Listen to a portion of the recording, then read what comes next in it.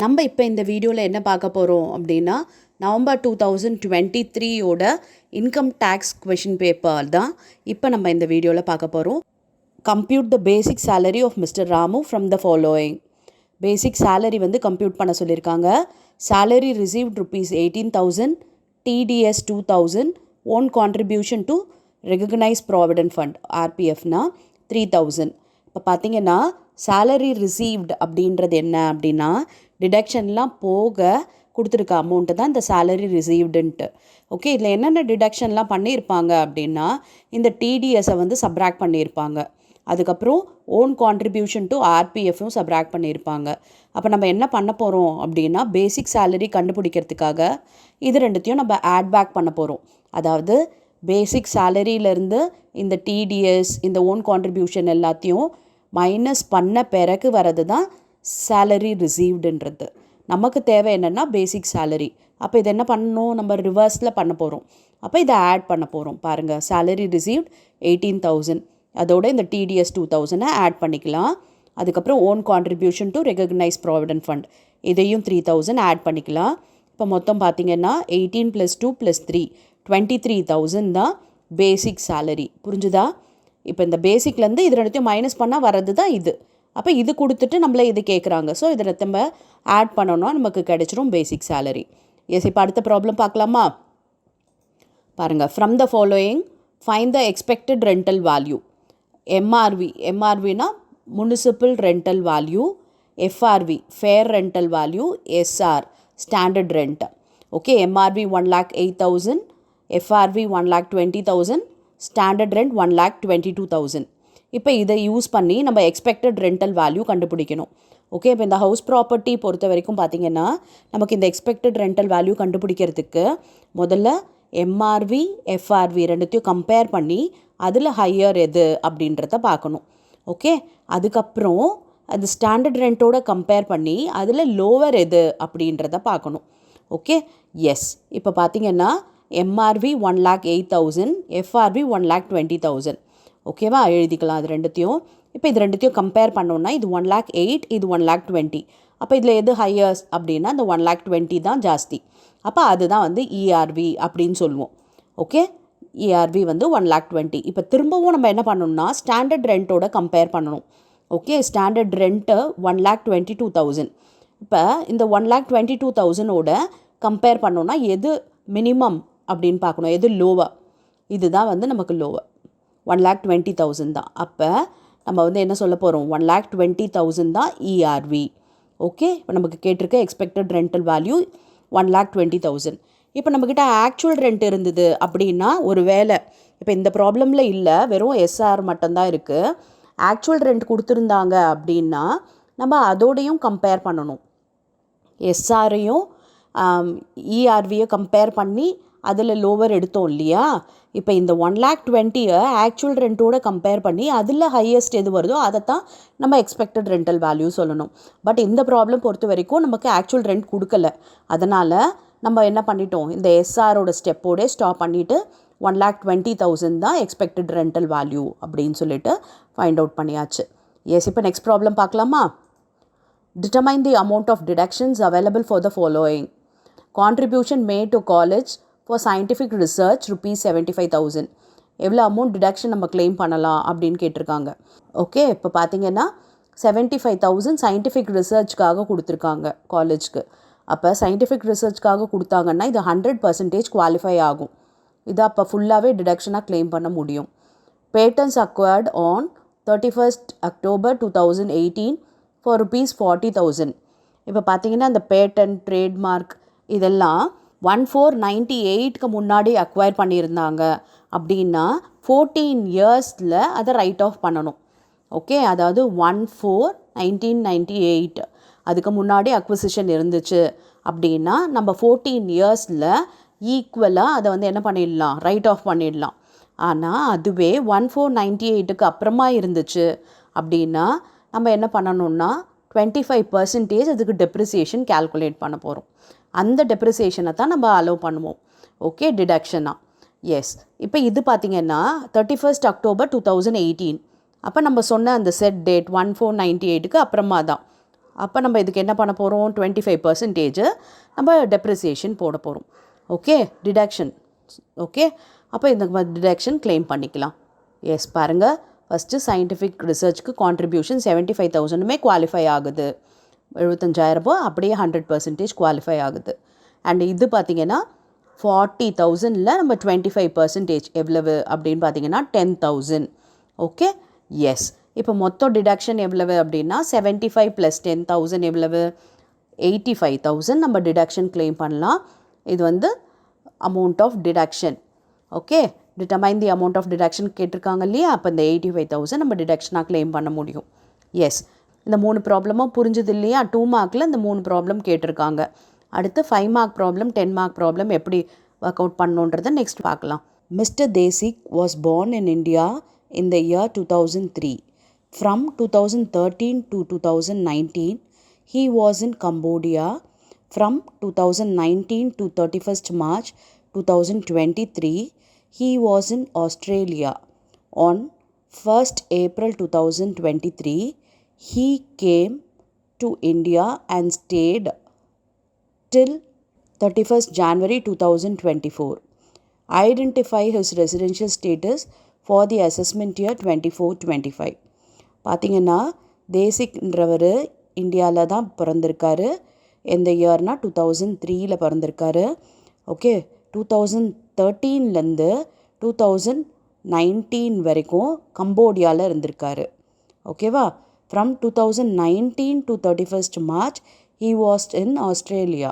அதுக்கப்புறம் அவர் எங்கே இருந்திருக்காரு, ஆஸ்திரேலியாவில் இருந்திருக்காரு. 1st April 2023 தான் இந்தியாவுக்கு வந்திருக்காரு. அண்ட் January 31st வரைக்கும் அவர் இந்தியாவில் தான் இருந்திருக்காரு. இவரோட ரெசிடென்ஷியல் ஸ்டேட்டஸ் நம்மளை ஐடென்டிஃபை பண்ண சொல்கிறாங்க. எஸ், இப்போ ரெலவெண்ட் ப்ரீவியஸ் இயர் என்ன அப்படின்னு பார்த்தீங்கன்னா அசஸ்மெண்ட் இயர் 24-25க்கு 23-24 இதுதான் நம்மளோட ரெலவெண்ட் ப்ரீவியஸ் இயர். 23ன்றது 1st April 2023 ஸ்டார்ட் ஆகுது அண்ட் 31st March 2024 எண்ட் ஆகுது. இதுதான் நம்மளோட ரெலவெண்ட் ப்ரீவியஸ் இயர்.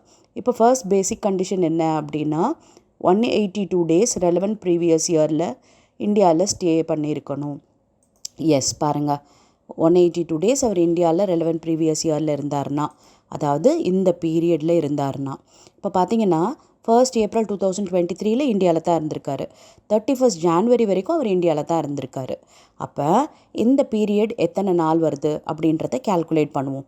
ஓகே, அவரோட ஸ்டே இன் இந்தியா எவ்வளவு அப்படின்னு பார்த்தீங்கன்னா 1/4/2023 31st January 2024 வரைக்கும். ஸோ இதுலேருந்து நம்ம எத்தனை டேஸ் இருக்குதுன்னு கேல்குலேட் பண்ணலாமா?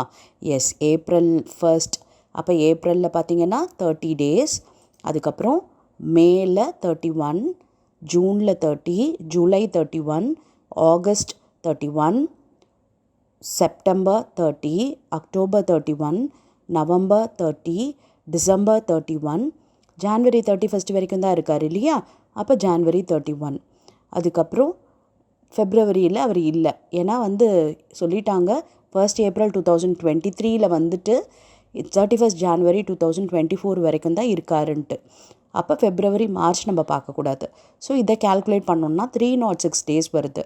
அப்போ 182 days இருந்தால் போதும். இவர் 306 daysே இருக்கார்.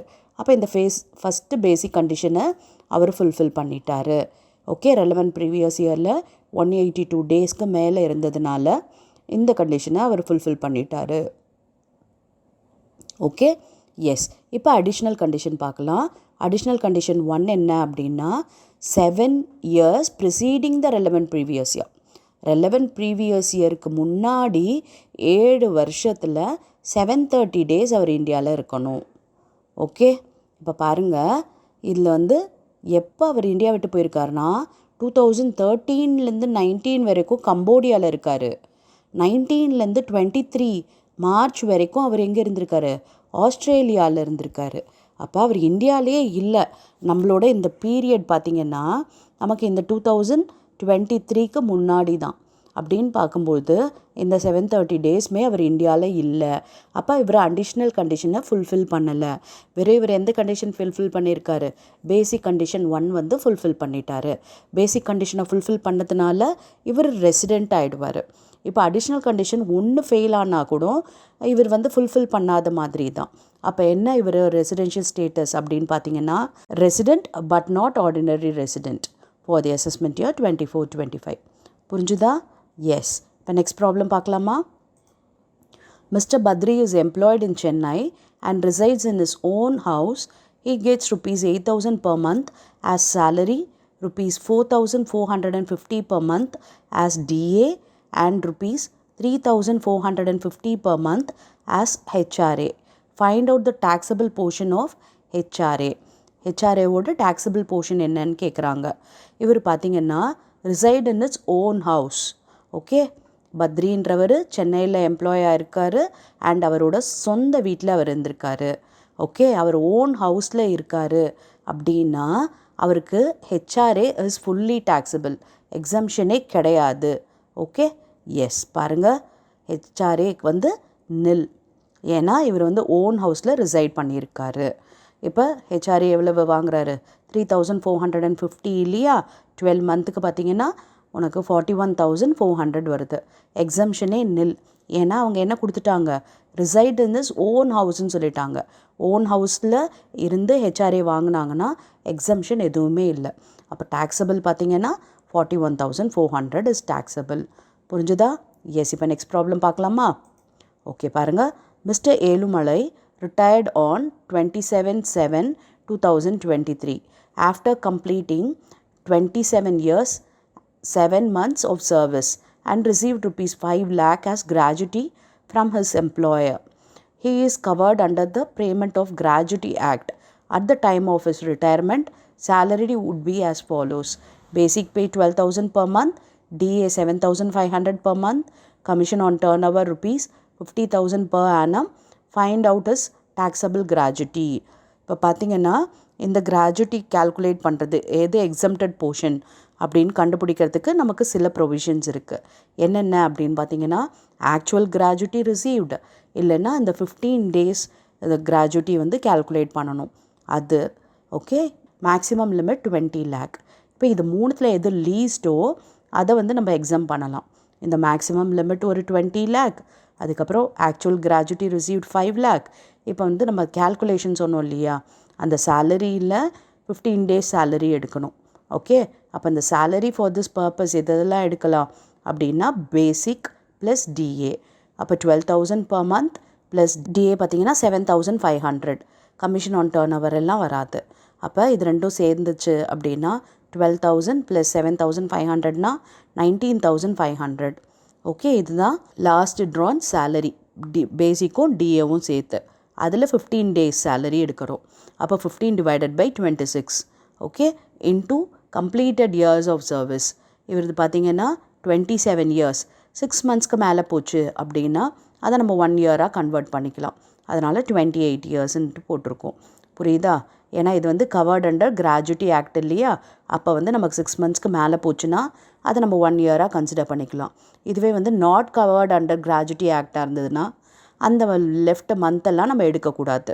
ஓகே, வெறும் இந்த கம்ப்ளீட்டட் இயர்ஸ் மட்டும்தான் எடுக்கணும். ஓகே, இது கவர்ட் அண்டர் கிராஜுட்டின்றதுனால 7 months நம்ம 1 year-ஆக எடுத்துக்கிட்டோம்.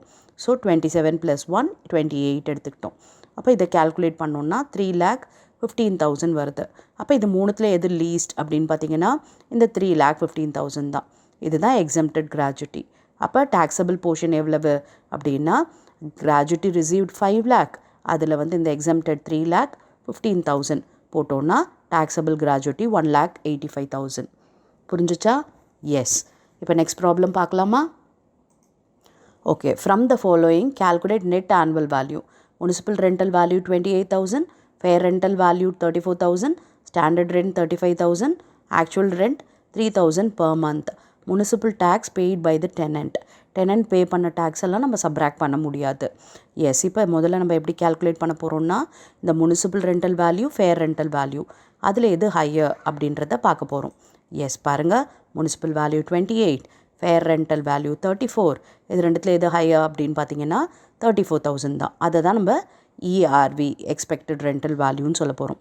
இப்போ இதோட ஸ்டாண்டர்ட் ரெண்ட்டை கம்பேர் பண்ண போகிறோம். அப்போ ஸ்டாண்டர்ட் ரெண்ட்டோடையும் இந்த இஆர்வியோடையும் எது லோவர் அப்படின்றத பார்க்கணும். அப்போ இந்த 34,000 தான் லோவர். அப்போ அதுதான் நம்மளோட இஆர்வி. பாருங்கள் போட்டாச்சு இஆர்வி. இப்போ ஆக்சுவல் ரெண்ட்டோட கம்பேர் பண்ணணும். ஆக்சுவல் ரெண்ட் எவ்வளோ பாருங்கள், 3000 per month. அப்போ 3000 into 12 போட்டோன்னா நமக்கு 36,000 வருது. அப்போ இந்த இஆர்வியும் இந்த ஆக்சுவல் ரெண்ட்டையும் கம்பேர் பண்ணி அதில் எது ஹையஸ்ட்டுன்னு பார்க்கணும். பார்த்திங்கன்னா 36,000 தான் ஹையஸ்ட். அப்போ நம்மளோட எக்ஸ்பெக்டட் ரெண்டல் வேல்யூ எவ்வளவு அப்படின்னு பார்த்தீங்கன்னா 36,000. இதுதான் நம்மளோட க்ராஸ் ஆனுவல் வேல்யூமே. ஓகே, வேறு எதுவும் இல்லாததுனால இதையே வந்து க்ராஸ் ஆனுவல் வேல்யூ சொல்கிறோம். ஸோ இதில் வந்து நம்ம முனிசிபல் டேக்ஸை மைனஸ் பண்ணணும். ஆனால் முனிசிபல் டேக்ஸ் வந்து பெய்ட் பை த ஓனர் அப்படின்னா தான் சப்ராக்ட் பண்ணணும். இது என்ன கொடுத்துட்டாங்க பாருங்கள், பெய்ட் பை த டெனண்ட்டுன்னு சொன்னதுனால இது நமக்கு எடுக்கக்கூடாது. பாருங்கள் டேஷ் போட்டாச்சு. அப்போ நம்மளோட நெட் ஆனுவல் வேல்யூ என்ன அப்படின்னு பார்த்தீங்கன்னா இந்த சேம் 36,000 தான். புரிஞ்சுதா? எஸ், ஈஸியாக இருக்கு இல்லையா எல்லா ப்ராப்ளமும். பாருங்கள், calculate income from salary of Mr. Thirumalai from the following information. Basic salary per month rupees 12,000, DA not forming part per month 6,000, medical allowance per month 80, special allowance per month 90, bonus per annum 8,000, academic research allowance per month 100, washing allowance per month 200, light and water charges paid by the employer per annum 7,500, salary of March 2023 received during the current previous year 12,350. S, இப்போ பார்த்தீங்கன்னா salary வந்து income என்னன்றதை கேட்டிருக்காங்க. S, இப்போ அசர்டைன் பண்ணலாமா? பாருங்கள், இதெல்லாம் வந்து per month ரிசீவ் பண்ணுறாரு. போனஸ் பார்த்தீங்கன்னா per annum. ஸோ மந்த்து கொடுத்ததெல்லாம் ஆனம்க்கு கன்வெர்ட் பண்ணி கேல்குலேட் பண்ண போகிறோம். எஸ், பேசிக் சேலரி பாருங்கள் 12,000. So 12,000 into 12. ஓகே, அதுக்கு அடுத்து 12,000 into 12ன்றது எவ்வளவுனா 1,44,000. இப்போ டிஏ பார்த்தீங்கன்னா 6,000 into 12 பார்த்தீங்கன்னா 72,000. மெடிக்கல் அலவன்ஸ் 80 into 12 பாருங்கள் 960. Special allowance 90 into 12 1,080. போனஸ் பார்த்தீங்கன்னா 8,000. இது per annumன்றதுனால இது அப்படியே போட்டுக்கலாம். அப்புறம் academic research allowance per month வந்து 100 இல்லையா, 100 into 12 1,200. அப்புறம் வாஷிங் பார்த்தீங்கன்னா 200 per month. அப்போ 200 into 12 2,400. Light and water charges பார்த்தீங்கன்னா ஆனம்கே கொடுத்துருக்காங்க 7,500. ஸோ இது அப்படியே நம்ம எடுத்து எழுதிக்கலாம். அதுக்கப்புறம் சேலரி பார்த்தீங்கன்னா மார்ச்சோடது இப்போ ரிசீவ் பண்ணுறாங்க 2023 மார்ச்சோடது. அப்போ இது என்ன அப்படின்னா அரியர் சேலரி. அப்போ இதுவும் டேக்ஸபிள் தான். பாருங்கள் 12,350 போட்டாச்சு. ஸோ இது எல்லாத்தையும் ஆட் பண்ணால் கிடைக்கிறது தான் க்ராஸ் சேலரி. க்ராஸ் சேலரி பார்த்திங்கன்னா 2,49,490. இதில் பார்த்திங்கன்னா நமக்கு வந்து ஸ்டாண்டர்ட் டிடக்ஷன் இருக்கும் 50,000. அதை மைனஸ் பண்ணிட்டோம் அப்படின்னா வரது தான் நமக்கு net salary 1,99,490 net salary. Okay, yes. இப்போ நெக்ஸ்ட் ப்ராப்ளம் பார்க்கலாமா? பாருங்கள், mister Srinivasan owns a house which consists of two equal independent units. One is let out and the other one is self-occupied. பார்த்திங்கன்னா ஸ்ரீனிவாசன்றவர் 2 ஈக்குவல் இண்டிபெண்ட் யூனிட் வச்சுருக்காரு. அது ஒன்று வந்து let out, இன்னொன்று பார்த்திங்கன்னா செல்ஃப் ஆக்குபைட் சொல்லியிருக்காங்க. The let out portion is also self occupied for 2 months. Let out போர்ஷனும் 2 monthsக்கு வந்து செல்ஃப் ஆக்குபேஷன் பண்ணியிருக்காங்க. Okay, the other particulars are as follows. Fair rental value இருக்குது, municipal rental value, actual rent for the let out portion 1,000 per month, local tax 2,500, ground rent 300, interest on loan taken for construction rupees 2,500. Determine income from house property. Okay, இப்போ local டேக்ஸ்ன்றது municipal tax. இப்போ இங்கே 2 value தான் கொடுத்துருக்காங்க. அதாவது fair rental வேல்யூவும் municipal rental value இருக்குது. Standard rent கொடுக்கல. ஸோ இது ரெண்டுத்தில் முதல்ல எது ஹையர் அப்படின்றத பார்த்து நம்ம அதை வந்து எக்ஸ்பெக்டட் ரெண்டல் வேல்யூன்னு வச்சுப்போம். அப்புறம் இங்கே ஆக்சுவல் ரெண்ட் இருக்குது, லெட் அவுட் போர்ஷன் கொடுத்துருக்காங்க. ஓகே, இப்போ பார்த்தீங்கன்னா இது ஃபுல் ப்ராப்பர்ட்டியோடது 24,000ன்றது 2 இண்டிபெண்ட் யூனிட்க்கும் சேர்த்து. அப்போ ஒவ்வொரு இண்டிபெண்ட் யூனிட்க்கு எவ்வளவு அப்படின்றத நம்ம கண்டுபிடிக்க போகிறோம். 24,000ல் பாதியாக பார்த்தோன்னா 12,000 அண்ட் இது பார்த்திங்கன்னா 12,500ல் பாதி. ஓகே, அதுதான் வந்து முனிசிபல் ரெண்டல் வேல்யூவாக எடுத்துக்கணும் நம்ம. ஓகே, லெட் அவுட் போர்ஷனோடது ஆக்சுவல் ரெண்ட் வந்து 1,000 per monthன்ட்டாங்க. எஸ், இப்போ போடலாமா? 50% let out and 50% self occupied அப்படின்ட்டு நம்ம போட போகிறோம். பாருங்கள், 50% let out, 50% self occupied. Municipal rental value போட்டோன்னா பாருங்கள் 6,250 6,250 ஏன்னா 12,500 மொத்தமாக இல்லையா. இப்போ ஃபேர் ரெண்டல் வேல்யூ பாருங்கள் 24,000 அப்போ 12,000 இப்போ பார்த்தீங்கன்னா நமக்கு ஸ்டாண்டர்ட் ரெண்ட் இல்லாததுனால நம்ம ஆக்சுவல் ரெண்ட்டையும் கம்பேர் பண்ணி அதில் எது ஹையரோ அதை எடுத்துக்கலாம். இப்போ ஒரு வேளை ஸ்டாண்டர்ட் ரெண்ட் இருந்ததுன்னா நம்ம இதில் ஹையர் பார்த்து அப்புறம் ஸ்டாண்டர்ட் ரெண்ட்டோட எது லோவர்னு பார்த்து அதுக்கப்புறம் ஹையர் பார்த்து எடுக்கணும். அது உங்களுக்கு எல்லாருக்கும் தெரியும் இல்லையா அந்த மெத்தடு. இப்போ வந்து இது இருக்கிறது மூணுமே பார்த்திங்கன்னா நம்ம இதில் ஹையர் எது பார்த்தா போகிறோம். அப்போ ஆக்சுவல் ரெண்ட் பார்த்திங்கன்னா 1,000 per monthன்னு சொல்லிட்டாங்க. அப்போ 1,000 into 10 ஏன் 10 போட்டிருக்கோம் அப்படின்னா 2 monthsக்கு வந்து அது செல்ஃப் ஆக்குபைடாக இருந்திருக்கு. அப்போ ஆக்சுவல் ரெண்ட் எவ்வளோ ரிசீவ் பண்ணியிருப்போம் அப்படின்னா 10,000 தான் ரிசீவ் பண்ணியிருப்போம். இப்போ இது மூணுத்தில் எது ஹையஸ்ட் அப்படின்னு பார்த்தீங்கன்னா ஃபேர் ரெண்டல் வேல்யூ தான் ஹையஸ்ட். ஓகே, இப்போ அதை தான் நம்ம எடுத்துக்க போகிறோம் ERV, அதாவது எக்ஸ்பெக்டட் ரெண்டல் வேல்யூன்ட்டு. இப்போ செல்ஃப் ஆக்குபைடுக்கு பார்த்திங்கன்னா நமக்கு வந்து இந்த க்ராஸ் ஆனுவல் வேல்யூவே நில்லு தான். அதனால் இனிமேல் நம்ம அதை போட வேண்டியதே கிடையாது. ஓகே, வெறும் லெட் அவுட் ப்ராப்பர்ட்டிக்கு மட்டும் தான் நம்ம இப்போ கம்ப்யூட் பண்ண போகிறோம். எஸ், இப்போ க்ராஸ் ஆனுவல் வேல்யூ எவ்வளவு அப்படின்னு பார்த்தீங்கன்னா இந்த 12,000 தான். இது செல்ஃப் ஆக்குபேஷனுக்கு நில்லு. இப்போ இதில் க்ராஸ் ஆனுவல் வேல்யூவிலேருந்து என்ன மைனஸ் பண்ண போகிறோம்னா முனிசிபல் டேக்ஸ். முனிசிபல் டேக்ஸ் பார்த்திங்கன்னா 2,500. இது லோக்கல் டேக்ஸ்ன்றது தான் முனிசிபல் டேக்ஸ். இது 2,500ன்றது ஹோல் ப்ராப்பர்ட்டிக்கு. ஓகே, அப்போ வெறும் இந்த 50%க்கு பார்த்திங்கன்னா 1,250. ஸோ இதை மைனஸ் பண்ணோம் வரோம் தான் நெட் ஆனுவல் வேல்யூ. ஓகே, இப்போ இந்த நெட் ஆனுவல் வேல்யூ 10,750. இப்போ இதில் நம்ம வந்து interest on loan for construction வந்து சப்ராக்ட் பண்ணணும். ஓகே, இப்போ இந்த நெட் ஆனுவல் வேல்யூலேருந்து நம்ம என்ன பண்ண போகிறோம், ஸ்டாண்டர்ட் டிடக்ஷன் மைனஸ் பண்ணலாம். ஸ்டாண்டர்ட் டிடக்ஷன் பார்த்திங்கன்னா 30% ஆஃப் நெட் ஆனுவல் வேல்யூ. அப்போ இதில் 30% போட்டோம் அப்படின்னா 3,225 வருது. இது தவிர்த்து இன்ட்ரெஸ்ட் ஆன் லோன் இருக்குது. இன்ட்ரெஸ்ட் ஆன் லோன் பார்த்திங்கன்னா ஃபுல் ப்ராப்பர்ட்டிக்கு 2,500. வெறும் இந்த லெட் அவுட் போர்ஷனுக்கு மட்டும் எவ்வளவு அப்படின்னு பார்த்தீங்கன்னா 1,250. இதுக்கு 1,250. அதாவது செல்ஃப் ஆக்குபைடுக்கும் நம்ம வந்து என்ன பார்க்கலாம், இந்த இன்ட்ரெஸ்ட் ஆன் லோனை வந்து நம்ம கிளைம் பண்ண முடியும்.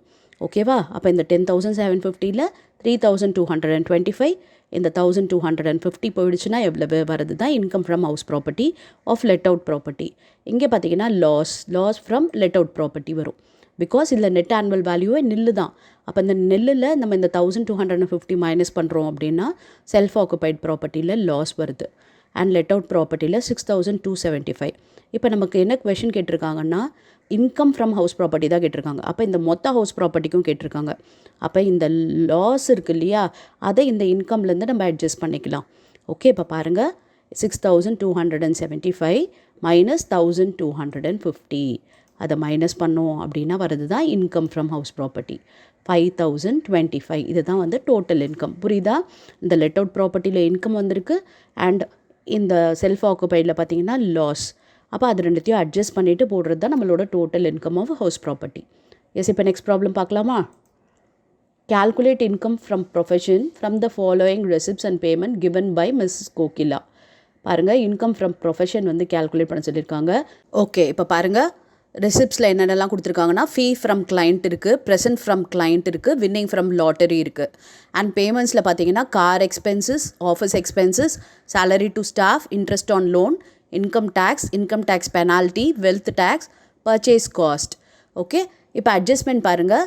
Depreciation of rupees 2,500 is to be provided. Considered rupees 1,500 as opening stock and rupees 1,000 as closing stock. Car is 60% used for official purpose. Income from other sources 30,000.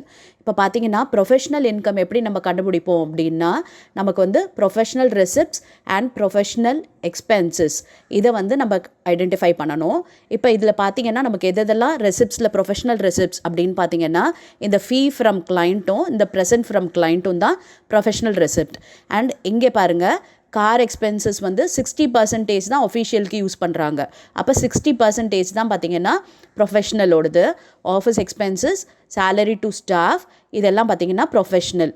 And இந்த interest on loan, income tax penalty, wealth tax இதெல்லாம் வராது. Okay, இந்த purchase cost வரும், professional expenditure தான் இதுவும். Okay, இப்போ depreciation இங்கே கொடுத்துருக்காங்க இல்லையா, அதுவும் நம்ம ப்ரொஃபஷ்னலுக்கு தான் எடுப்போம். அண்ட் இந்த டெப்ரிசியேஷனும் 60% தான் எடுக்கணும். டெப்ரிசியேஷன்றது எதுக்காக இருக்கும்னா இந்த காரில் தான் இருந்திருக்கும். ஸோ 60% டெப்ரிசியேஷன் ப்ரொஃபஷ்னலுக்கு எடுத்துக்கிறோம். பேலன்ஸ் 40 பார்த்திங்கன்னா நமக்கு வந்து பர்சனலுக்கு. ஸோ அது வராது நமக்கு. அண்ட் இங்கே பாருங்கள் 2 மெத்தடில் வந்து நம்ம இதை ஒர்க் அவுட் பண்ணலாம். என்ன அப்படின்னு பார்த்தீங்கன்னா மெர்கன்டைல் பேசிஸ்லையும் கேஷ் பேசிஸ்லையும். ஏன்னா இங்கே ஓப்பனிங் ஸ்டாக் ஆஃப் சம்திங் கொடுத்துருக்காங்க இல்லையா, அதாவது ஓப்பனிங் ஸ்டாக் இருக்குது அண்ட் க்ளோசிங் ஸ்டாக் இருக்குது. ஓகே, இந்த ஓப்பனிங் க்ளோசிங் இருந்துச்சுன்னா மெர்கன்டைல் பேசிஸில் நம்ம இதை கன்சிடர் பண்ணணும். ஓகே, இப்போ இங்கே வந்து நமக்கு ப்ராப்ளமில் மென்ஷன் பண்ணலை எந்த பேசிஸில் ஒர்க் அவுட் பண்ணணுன்றது மென்ஷன் பண்ணலை. அதனால் நம்ம 2 பேசிஸ்லையுமே எப்படி போடணுன்றதை பார்க்கலாம். கேஷ் பேசிஸில் எப்படி வரும், மெர்கன்டைலில் எப்படி வரும்ன்ட்டு பார்க்கலாம். ஓகே, இப்போ பாருங்கள், ப்ரொஃபஷனல் ரெசிப்ட்ஸில் முதல்ல ஃபீஸ் எழுதிக்கலாம். பாருங்கள், fee from client. Okay, first year அதாவது 21, 22, 22, 23, 23, 24 மொத்தம் பார்த்தீங்கன்னா 87,000. அப்புறம் ப்ரெசன்ட் ஃப்ரம் கிளைண்ட் 20,000 எழுதியாச்சு. இது 2 தான் ப்ரொஃபஷனல் ரெசிப்ட். ஆட் பண்ணோன்னா இது டோட்டல் ரெசிப்ட். இப்போ நம்ம பேமெண்ட் எல்லாம் பார்க்கலாம். பேமெண்ட்டில் கார் எக்ஸ்பென்சஸ் 24,000ல் 60% எடுத்துக்கலாம். ஓகே, 14,400 வருது. ஆஃபீஸ் எக்ஸ்பென்சஸ் 6,000 அப்படியே. சேலரி டு ஸ்டாஃப் அப்படியே 7,000. அதுக்கப்புறம் பார்த்தீங்கன்னா பர்ச்சேஸ் காஸ்ட். ஓகே, இது மெர்கன்டைல் பேசிஸ் இல்லையா, அப்போ பர்ச்சேஸ் காஸ்ட்டில் நம்ம என்ன பண்ணணும், ஓப்பனிங்கையும் க்ளோசிங்கையும் அட்ஜஸ்ட் பண்ண போகிறோம். ஓகே, ஓப்பனிங் 1,500 ஆட் பண்ண போகிறோம், க்ளோசிங் 1,000 மைனஸ் பண்ண போகிறோம். அதை காஸ்ட் ஆஃப் கூட்ஸ் சோல்டு அப்படின்னு சொல்கிறோம், 5,500. இப்போ டெப்ரிசியேஷன் இருக்குது இல்லையா, 2,500, அதுலேயும் 60% போட்டுக்கலாம். பாருங்கள், 1,500 வருது. இப்போ மொத்தம் எல்லாம் சேர்ந்தது தான் ப்ரொஃபஷ்னல் பேமெண்ட். ஸோ இந்த ரெசிப்ட்ஸில் இந்த பேமெண்ட்டை மைனஸ் பண்ணால் வரது தான் ப்ரொஃபஷ்னல் இன்கம். ஓகே, 72,600. இது பார்த்திங்கன்னா மெர்கன்டைல் பேசிஸில். இப்போ நம்ம வந்து போட போகிற கேஷ் பேசிஸில் இந்த பாயிண்ட் வரைக்கும் அப்படியே நம்ம போட போகிறோம். ஓகே, எல்லாமே அது அப்படியே தான் வரப்போகுது பாருங்கள். ஓகே, ஒன்று தவறாமல் எல்லாமே நம்ம இந்த ஆஃபீஸ் எக்ஸ்பென்சஸ் வரைக்கும் அப்படியே போட்டாச்சு. சேலரி டு ஸ்டாஃபும் அப்படியே தான். நெக்ஸ்ட்டு போட போகிற அந்த பர்ச்சேஸ் காஸ்ட் இருக்குது இல்லையா, இதில் வந்து கேஷ் பேசிஸ் அப்படின்றதுனால ஓப்பனிங்கும் க்ளோசிங்கும் கன்சிடர் பண்ணாமல் வெறும் இந்த 5,000 பர்ச்சேஸ் காஸ்ட் அப்படியே நம்ம வந்து இந்த பேமெண்ட்டில் எடுத்துக்கணும். புரிஞ்சுதா டிஃப்ரென்ஸ் என்னன்னு புரிஞ்சுதா? ஓகே, அதில் வந்து நம்ம க்ளோசிங் ஸ்டாக்கையும் ஓப்பனிங் ஸ்டாக்கையும் அட்ஜஸ்ட் பண்ணோம். இதில் எதுவுமே பண்ணலை, அவ்வளோதான் வித்தியாசம். டெப்ரிசியேஷன் அதே தான், டெப்ரிசியேஷன்லேயும் எந்த சேஞ்சஸும் இல்லை, அப்படியே போட்டாச்சு.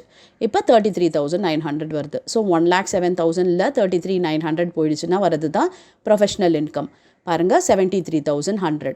ஓகே, ஈஸியாக இருக்குது இல்லையா அந்த ப்ராப்ளமும்? எஸ். இப்போ நெக்ஸ்ட் வீடியோவில் வேறு ஏதாவது கொஷின் பேப்பரில் இருக்க ப்ராப்ளம்ஸை நம்ம டிஸ்கஸ் பண்ணலாம். Thank you for your patient listening.